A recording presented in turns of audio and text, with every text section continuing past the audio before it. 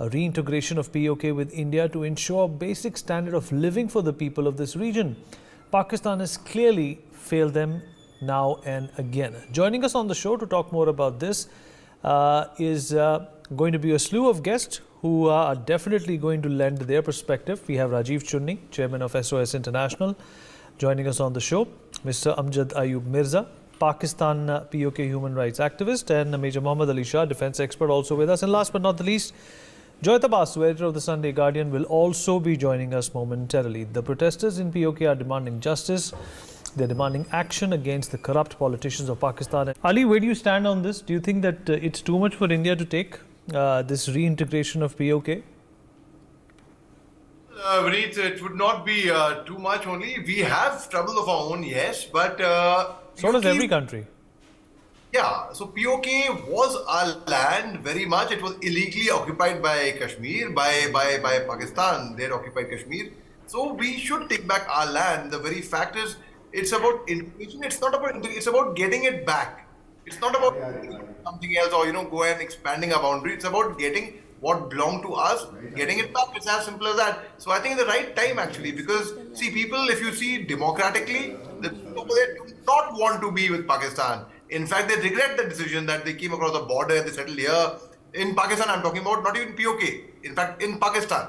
In fact, there is a Pakistani journalist, Arzu Kazmi, who tweeted, "What lagadi dadaji" was the word of a tweet, which meant she was regretting why they had to migrate across the border. And I think as an Indian Muslim, I'm very happy. I'm so thankful to my sisters. They made the right decision. I think the right choice of staying back over here. We are the sons of the soil. I hope Mr. Owaisi is watching you. Okay, so the very fact that the POK people, I think yes, they are people of our own. They have been hijacked and kidnapped and forcefully pinned down. That you, whether you like it or not, you jolly well stay here. You will not get water. You will not get electricity. You will not get energy. You will not get power. You will not get this. You would get a worse than a stepmotherly treatment. But this is what has been imposed on them.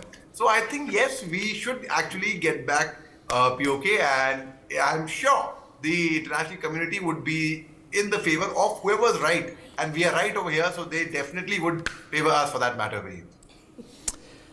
Right. We are talking about there are jihadi camps that are running over there, and we also know the kind of demographic change that has taken place where the indigenous population has been, their percentage proportion has been reducing by the day, to the extent that the Punjabi population has started overrunning these areas. I don't see it to be a very viable situation for these areas to join, to become a part of India where this population is very much there. You see, we cannot have the land without the people, can we? No, we cannot. And we cannot even also, differentiate between, we cannot say the Pakistani Punjab Sunni people, they should go back to their land and we just want the people the indigenous people. It's not going to be like that. It's going to be another disaster like the partition. Okay, Ali, you want to respond to that? Let Mohammed Ali Shah respond to that. Ali, Joyita has a potent point there. No, you can't have the land without the people. It's not like Mongolia. Propaganda that started in 2016 when no, why is it propaganda? I mean, this is logical thinking. Okay. So let Ali respond. We're having an open discussion. We're having an open argument over here. There is nothing right or wrong about it. It's just subjective opinions. Ali, respond. See, Vineet, getting the land without people, I see why. What's the problem with the people? I mean, if the people, they belong to us actually, and they also don't want democratic. Joyita is hinting towards the ones who are radicalized. Yes.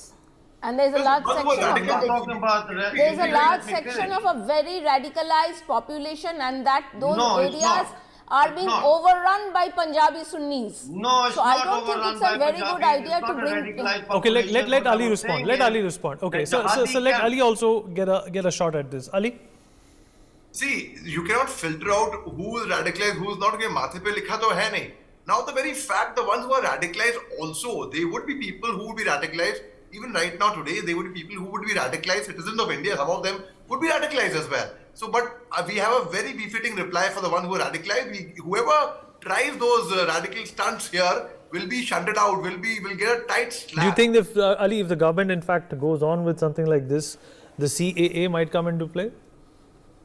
Well, CA already is in play, I would say, Vineet. It was in the play at that time as well.